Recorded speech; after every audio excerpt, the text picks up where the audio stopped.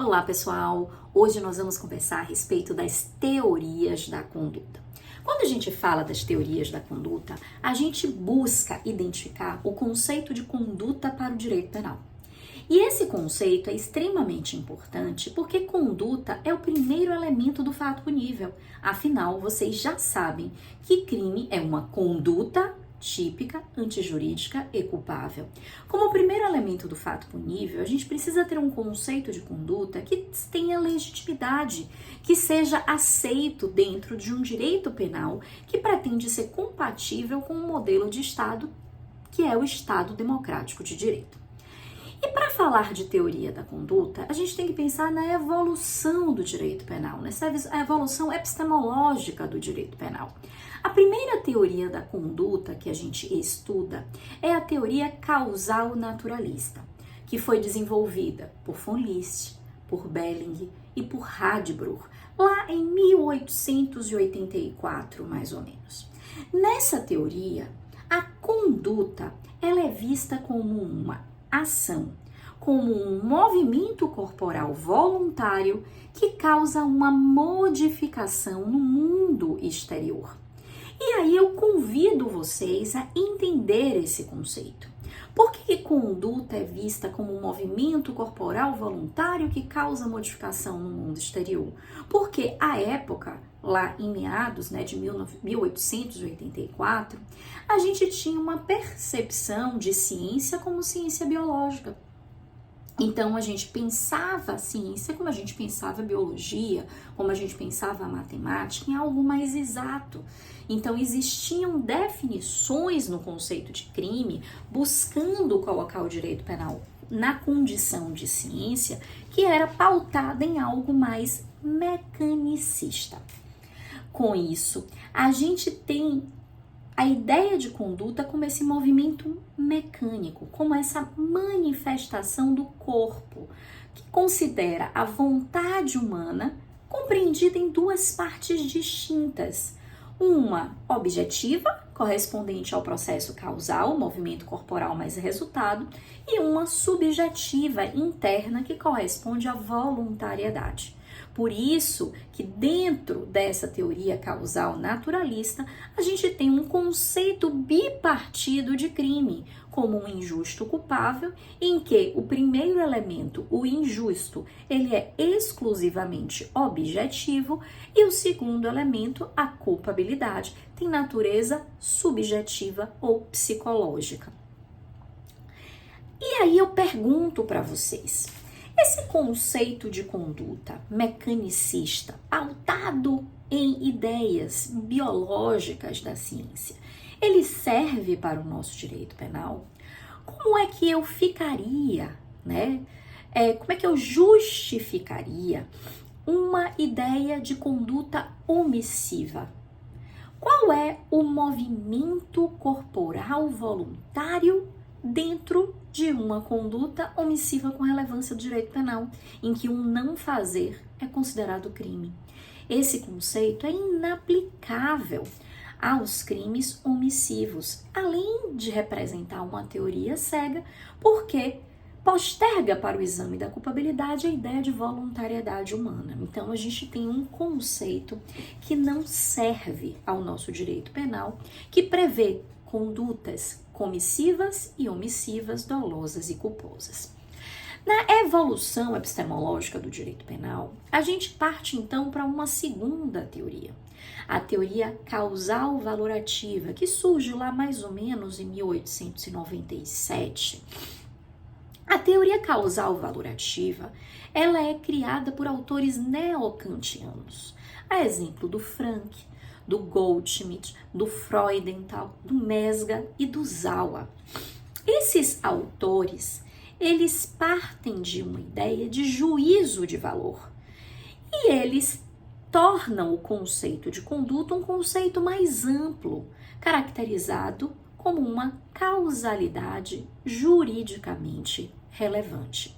Exatamente por conta dessa amplitude do conceito e dessa necessidade do conceito estar permeado de questões associadas a juízo de valor, a elementos valorativos, normativos, a gente tem uma alteração no conceito de crime que passa a incorporar, tanto no seu primeiro quanto no seu segundo elemento, elementos de natureza normativa.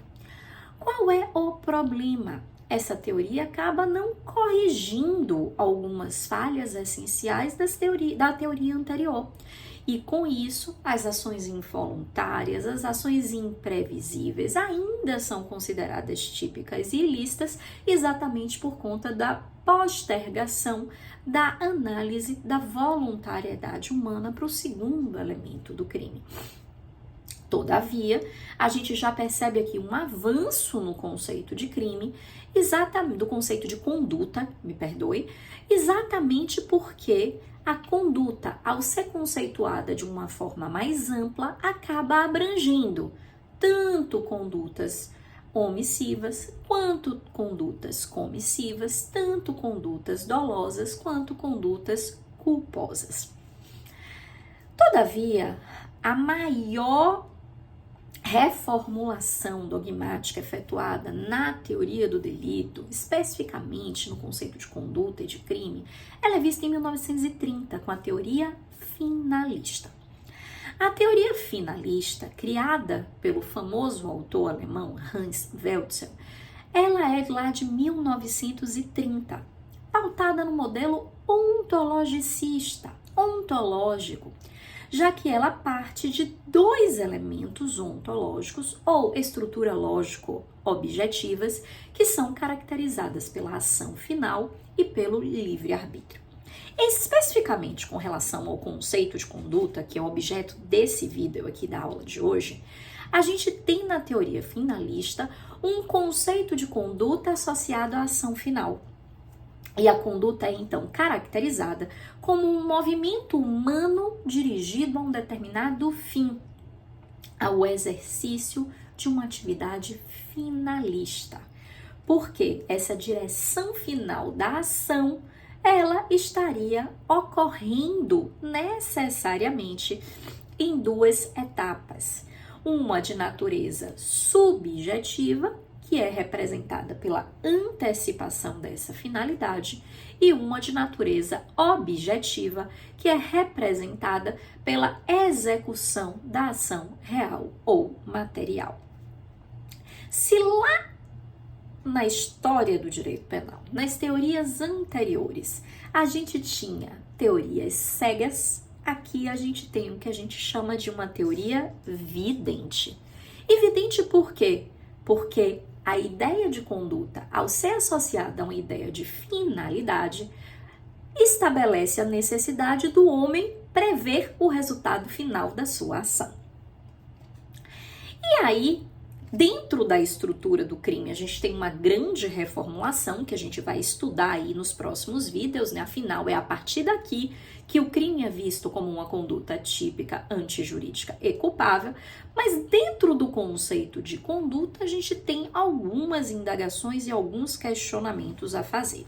Esse conceito de conduta finalista, ele serve para o direito penal ou ele não serve? E aí eu convido vocês a fazer uma reflexão. Quando eu falo que conduta é um movimento, né, é uma ação dirigida a uma determinada finalidade, eu estaria abrangendo aqui a ideia das condutas culposas ou não? O conceito de culpa é compatível com o conceito de ação final da teoria de Welzel? Me parece que não. E por que que eu digo isso? Porque quando a gente está tratando de uma ação culposa, a gente está tratando de uma violação a um dever objetivo de cuidado, que por uma opção normativa do legislador é considerada como crime, mas não por conta da finalidade dessa conduta, mas por conta da violação a um dever. Exemplo, se Rafaela está dirigindo, falando no celular e respondendo mensagem de WhatsApp e acaba atropelando alguém, meu objetivo não é atropelar. Meu objetivo é dirigir, respondendo as mensagens de WhatsApp e falando no telefone. significa dizer que eu não estou punindo a finalidade, eu estou punindo a violação do dever objetivo de cuidado. Então, me parece que o conceito de conduta estabelecido pela teoria finalista não serve para as ações culposas e deveria ser revisto. Mas eu preciso chamar a atenção de vocês que essas críticas foram efetuadas para Hans Weltson durante a publicação dos seus trabalhos. E ele tentou responder a essas críticas em diversos trabalhos posteriores. Hans Weltson, ele desenvolveu uma diferença conceitual, por exemplo, entre finalidade real, dirigida a crimes dolosos, e finalidade potencial, dirigida a crimes culposos. Hans Weltson também falou que a conduta culposa seria uma ação final com consequências acessórias. Ele chegou, inclusive, a estabelecer um conceito de movimento biocibernético ao resultado, para poder dizer que haveria uma antecipação das consequências da ação nas ações culposas, de modo que aquele conceito de ação final serviria aos crimes culposos. Me parece uma forçação de barra, me parece que o conceito de ação final é efetivamente inadequado e incompatível com crime culposo e precisa realmente ser revisto. Passando da teoria finalista, a gente tem na história do direito penal uma teoria chamada teoria social da ação, que ela foi criada quase que em 1970, mas ainda muito enraigada aos autores da teoria causal naturalista, de modo que a teoria social da ação, no final das contas, ela fica ali em cima do muro, para poder dizer que tanto características da teoria causal naturalista quanto características das teorias finalistas deveriam ser utilizadas em conjunto. E nesse sentido, autores como Schmidt, Welcel, Jeschke e Maurrat, eles desenvolvem um conceito de conduta mais amplo, né? Em que a conduta é concebida como um comportamento humano de relevância social. E aí ele defende, nessa teoria ainda é defendido o conceito tripartido de crime, mas com uma dupla função do dolo e da culpa, tanto na tipicidade quanto na culpabilidade, uma coisa que vai ser objeto aí dos próximos vídeos. Finalmente chegamos então aos que a gente chama de teorias funcionalistas, também surgidas, né, também originárias lá da década de 70. Nas teorias funcionalistas, existe aí um dado geral comum, que é uma perspectiva de que por meio da dogmática penal eu deveria ter um espaço de funcionalização dos conceitos. Autores como Klaus Roxin, Ginta Jacobs, Frisch e Popper, todos autores alemães, eles defendem uma teoria de viés funcionalista. Aqui no Brasil, a gente tem uma perspectiva dogmática mais voltada à compreensão da teoria do Klaus Roxin e do Ginta Jacobs, até por uma questão de tradução dos trabalhos desenvolvidos pelos professores. Klaus Roxin, ele defende no âmbito da teoria da conduta a teoria personalista da ação. E a teoria personalista da ação defende um conceito de conduta que não é considerado em ordem primária, mas em ordem secundária na dogmática penal.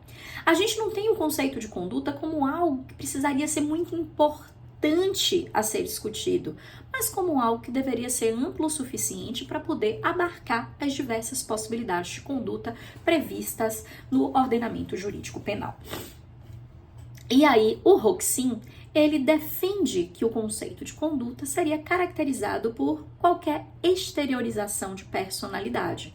Essa exteriorização de personalidade, em sentido amplo, estaria apta a abarcar, portanto, condutas dolosas e culposas, condutas comissivas e omissivas, e ele estabeleceria, então, um conceito que seria apto a ser utilizado num direito penal democrático. Dentro da teoria de Roxin, a gente vai ver ao longo de outros vídeos que a gente tem outras peculiaridades, como a substituição do conceito de culpabilidade pelo conceito de responsabilidade mais amplo, abrangendo a necessidade de aplicação da pena, e até mesmo a ideia de imputação objetiva para correção do nexo causal no âmbito da tipicidade penal. Vamos então falar agora da teoria de Jacobs com relação à teoria da conduta. No âmbito da conduta, Jacobs ele defende a chamada teoria da evitabilidade individual.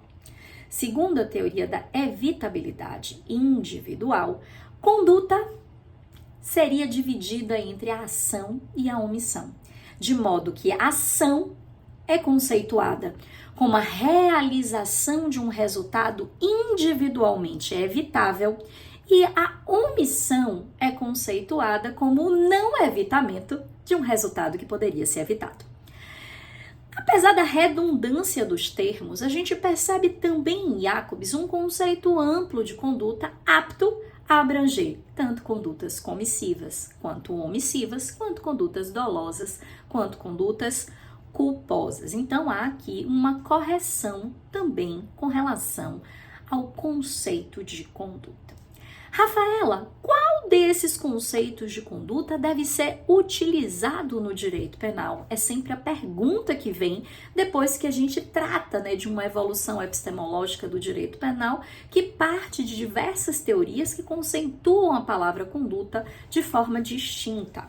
Vocês sabem que o nosso direito penal brasileiro ainda adota a teoria finalista da ação, lá de 1970. Mas a gente tem que ter um viés crítico com relação a essa adoção para atualizar, inclusive, o conceito de conduta. Afinal, dentro de um Código Penal que prevê condutas dolosas e condutas culposas, condutas omissivas e condutas comissivas, não é possível defender conduta como um movimento dirigido a uma finalidade. Eu concebo, então, que devemos adotar um conceito de conduta amplo, apto a, de forma secundária e não principal, como já falado pelo Klaus Roxin, possa abarcar, apto a abarcar todas as modalidades de conduta previstas no Código Penal. Até o próximo vídeo, onde a gente vai conversar, inclusive, sobre as espécies de conduta.